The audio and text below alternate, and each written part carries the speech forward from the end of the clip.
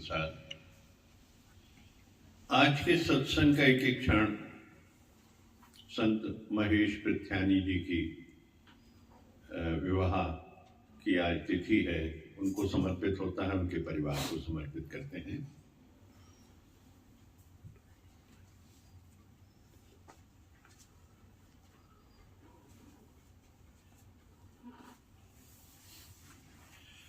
तुम्हारा मन तो ना चाहते हुए भी किसी को जज कर लेता है, ना चाहते भी किसी को देख लेता है। चाहना नहीं है कि हम जज करें कि बहू क्या करती है, ये क्या करता है। मन को अच्छा भी नहीं लगता, पर पुरानी आदत न बातों से बदलती है। इतनी निराकार की कृपा हमारे ऊपर, वो हमको बोलने से रोकता है। इतनी कृपा तो है ना, पहले बोल देते थे, अभी बोलने के लिए बिल्कुल मुंह नहीं, मुंह से कर्म तो नहीं बना रहे हैं ना। तुम भी नहीं बोलते हो ना, तो संसार से निभाया जा रहा है।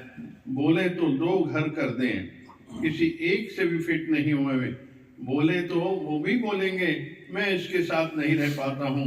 अभी सेकंड पॉइंट है, बोलते नहीं हैं पर मन लहर ले जाता है, उसमें उसको मालूम नहीं पड़ता, पर हम सफरिंग खरीद करते हैं।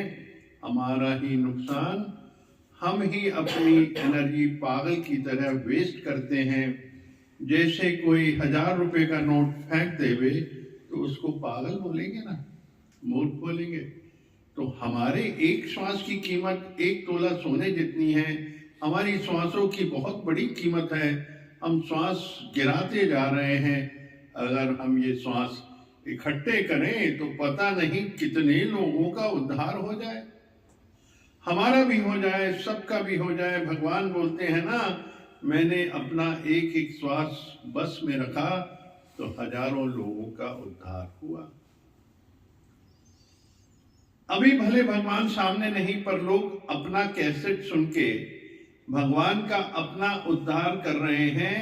बड़ी एज वाले सत्संग में नहीं पहुंच पाते या हरिद्वार नहीं जा पाते थे तो बोलते थे हमको कैसेट से वाणी सुनकर बहुत तृप्ति आती है, इतनी अच्छी कैसेट आती है, पावरफुल आ रही है। उनको लग रहा है हम लोग भगवान के सामने रतन में बैठे हैं।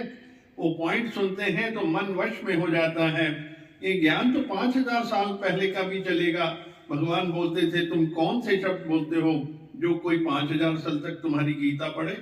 तुम अपनी रिकॉर्डिंग देखोगे तो बोलेगे ये भी देखा तो क्या फायदा, क्या फायदा, क्या फायदा। ऐसे ही जन्म व्यर्थ किया।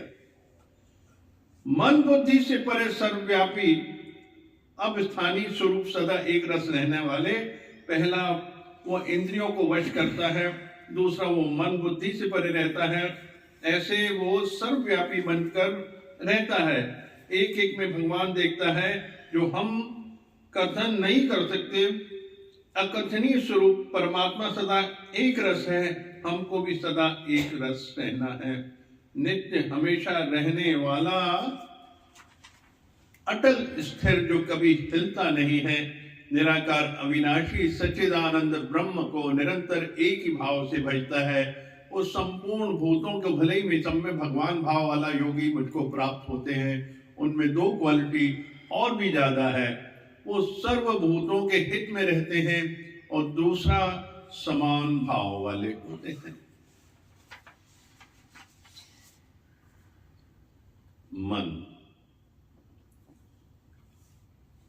मन इंद्रियों से,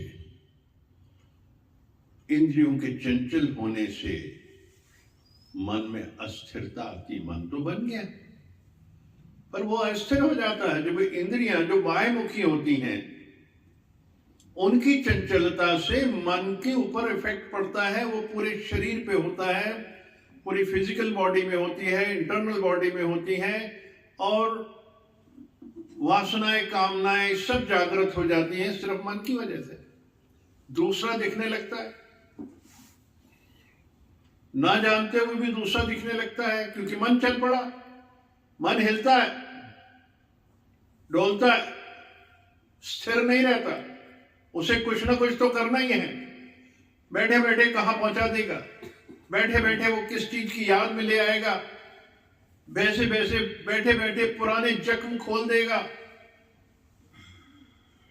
भूलना है, छोड़ना है, हर एक चीज छोड़नी है, क्योंकि मन को जिसने समझ लिया और वश में कर लिया, उसका जीवन उत्तम होता जाएगा, वो धैर्यवान होता जाएगा, परमात्मा के समतुल होता जाएगा, जिसने इस रास्ते को अपना लिया। कितना आनंद आता है। वो बुजुर्ग जो जा नहीं सकते, वो कैसेट सुनते हैं, सुन सुन के उस रास्ते पे चलते हैं, क्योंकि वो तभी चलते हैं जब उन्होंने अपने जीवन काल में वो सब सुना होता है। ऐसा नहीं कि बुजुर्ग हो गए तो अब सुना और परिवर्तन आ जाएगा, नहीं। तो जो प्रेमी सत्संग आते थे, देखिए वहां हरिद्वार में ये होता था कि सीनियर सिटीजन को नहीं आने देते थे। इतने नंबर थे, पूरे पूरे देश से इतने लोग आते थे कि कहीं उनको कोई तकलीफ ना हो जाए, कहीं उनका स्वास्थ्य खराब ना हो जाए, क्योंकि नए जुड़ते जाते थे। व्यवस्थाएं करने में भी होता था, बहुत बड़ा जागृति हॉल था वहां पे, तो वहां स्पेशली कैसेट रिकॉर्ड करके भेजे जाते थे उनको, जो सीनियर सिटीजन होते थे, जो 60 से ऊपर होते थे। बीच में एक बार अनाउंस हो गया था कि 60 से ऊपर लोग हरिद्वार नहीं आएंगे, तो उनकी ये व्यवस्था की गई थी। तो वो सुन के ही तृप्त हो जाते थे उस वाणी को। हम गुरु की याद से तृप्त हो जाते हैं, उनके शब्दों से तृप्त हो जाते हैं। देखिए, दीक्षा 4 प्रकार की होती है। गुरु की दीक्षा 4 प्रकार की होती है। गुरु की नजर पड़ जाए तो दीक्षा हो जाती है, गुरु का हाथ लग जाए तो दीक्षा हो जाती है, गुरु की वाणी सुन ले तो दीक्षा हो जाती है, और गुरु का ध्यान कर ले तो वो दीक्षा हो जाती है। आंख बंद करके गुरु को याद करो, उसका ध्यान करो, उसकी कृपा आने लगती है। दीक्षा मतलब क्या? हमारे ऊपर कृपा आना, उसके सानिध्य में चले जाते हैं, उनकी ओरा में चले जाते हैं, और किस तरीके से अंदर जितनी भी उद्वेग होता है वो शांत हो जाता है। तो कैसेट सुन के वाणी के रूप में चले जाते थे, उसके भाव में चले जाते थे, अंदर की सारी जितनी नेगेटिविटी है वो ड्रेन आउट हो जाती थी सिर्फ वो वाणी सुनने से। तो सत्संग आने से, सत्संग दर पे सत्संगियों के साथ बैठने में कितना डिटॉक्स होता है हर जीव, कितनी नेगेटिविटी खत्म होती है, और कितना उसका अपना स्वरूप भगवान स्वरूप होता जाता है। तो देखिए, फिर जब समाप्त होती है तो हम अपने असल रूप में आ जाते हैं। कल भी जैसे परसों चला था कि जब पोलराइजेशन हो जाता है, जिस तरीके से हम लोग ये इलेक्ट्रोलाइसिस प्रोसेस होती है, तो उसमें लोहे के ऊपर भी आप चांदी चढ़ा देते हैं, सोना चढ़ा देते हैं, वैसा दिखने लगता है। तो हम लोग क्या करते हैं, सोने के ऊपर, हीरे के ऊपर लोहा चढ़ा देते हैं। संसार के कचरे को देखते हुए, वो अपनी आंखों को उस तरफ दौड़ाते हुए, किस तरीके से इन आंखों की इतनी चंचलता है कि वो जो हमारे जन्मों से, कल्पों से अंदर जो पड़ी चीजें अगर आज हम सामने देख लेते हैं तो पड़ी हुई चीज जागृत हो जाती है अंदर से। कामनाएं, वासनाएं, तृष्णा, इच्छाएं, लोभ, क्रोध, ये सब पड़ा हुआ कल्पों से। तब तो शरीर मिला हुआ है। हमको शरीर मिला किस लिए? इसी कारण से मिला हुआ। तो हम बाहर जो देखते हैं, दर्शन होता हमारे अंदर है, वो जागृत हो जाता है, वो स्टिमुलेट कर देती हैं चीजें। इसलिए भगवान कहते थे आंखों को नम रखो।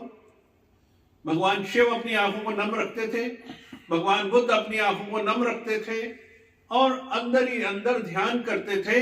तो वो एक शुद्ध पवित्र आत्मा जब पूरी तरह से ऊपर से सारा उसका पोलराइजेशन खत्म हो जाता था, अपने स्वरूप में आ जाती थी, तो उस समय जो भी विचार आता था, बैठे बैठे जो ख्याल आया या नहीं आया, तो हमारे को पता चल जाता कि आसपास के वातावरण में क्या स्थिति है।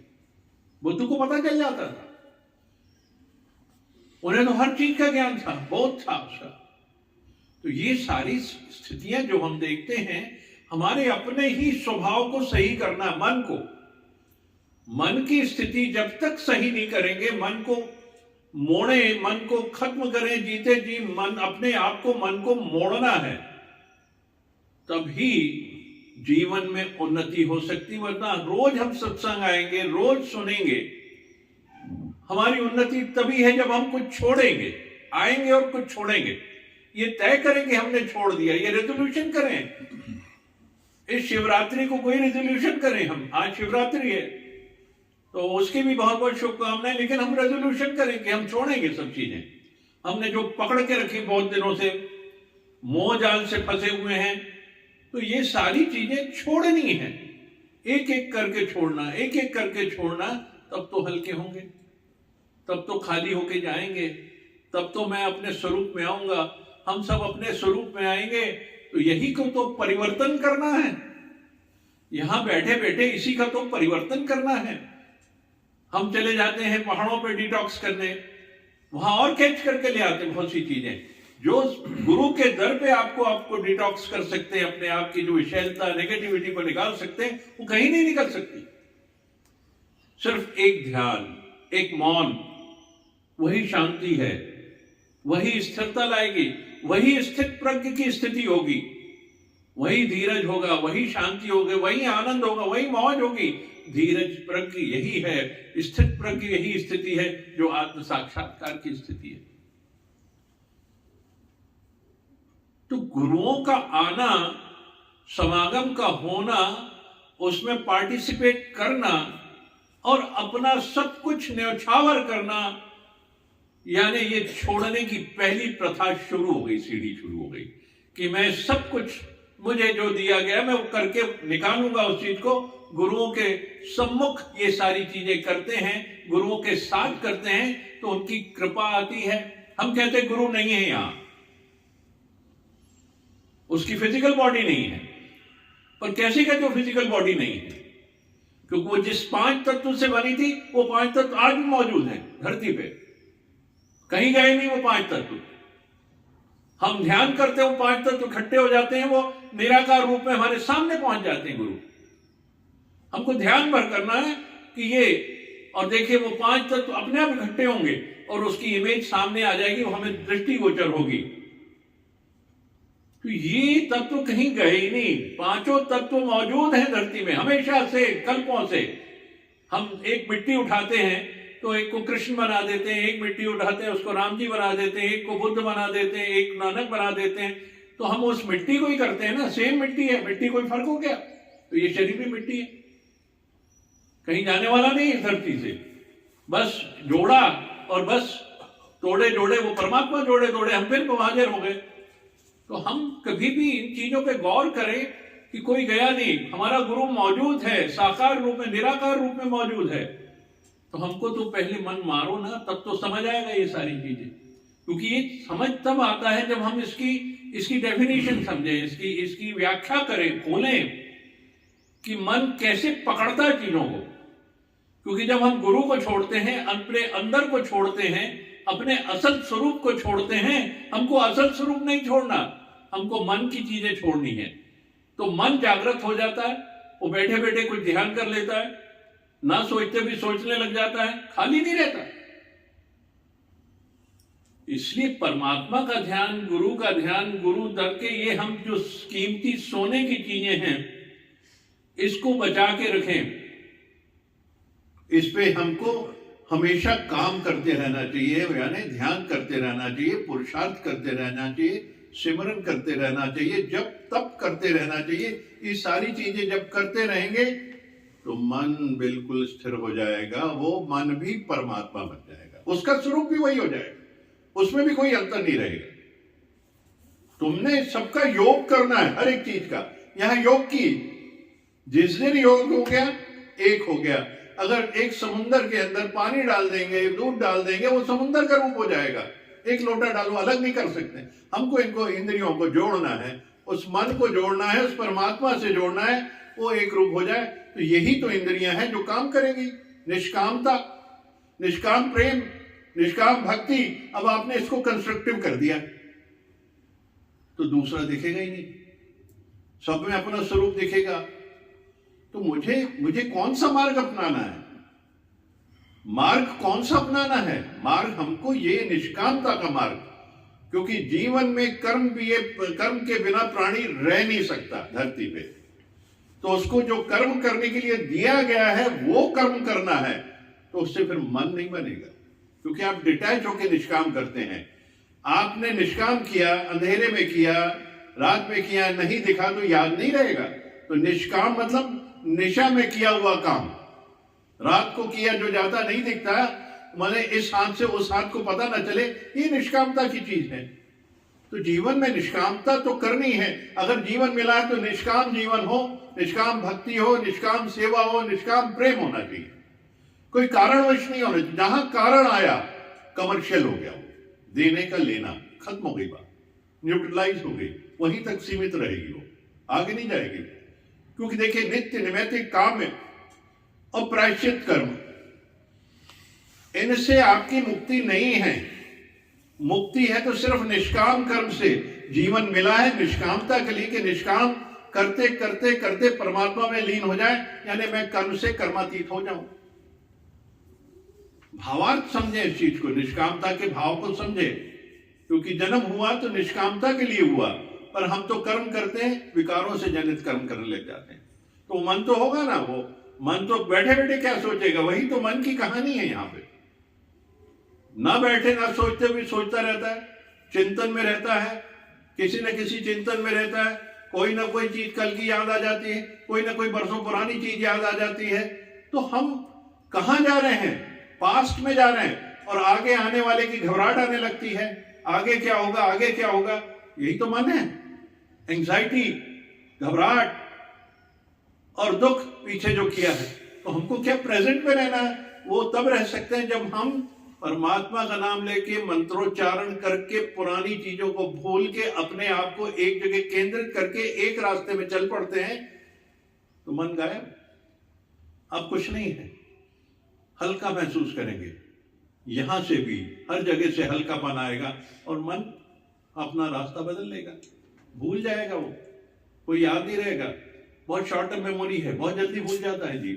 तो हम जब इस तरफ लगेंगे तब भूलेंगे, खाली बैठेंगे तो याद रहेगा। तो मन को यहां से हम इतनी निराकार की कृपा अपने ऊपर हो कि हम वो बोलने से रोकता है। जब इस रास्ते में चलते हैं तो वो बोलने से रोकता है।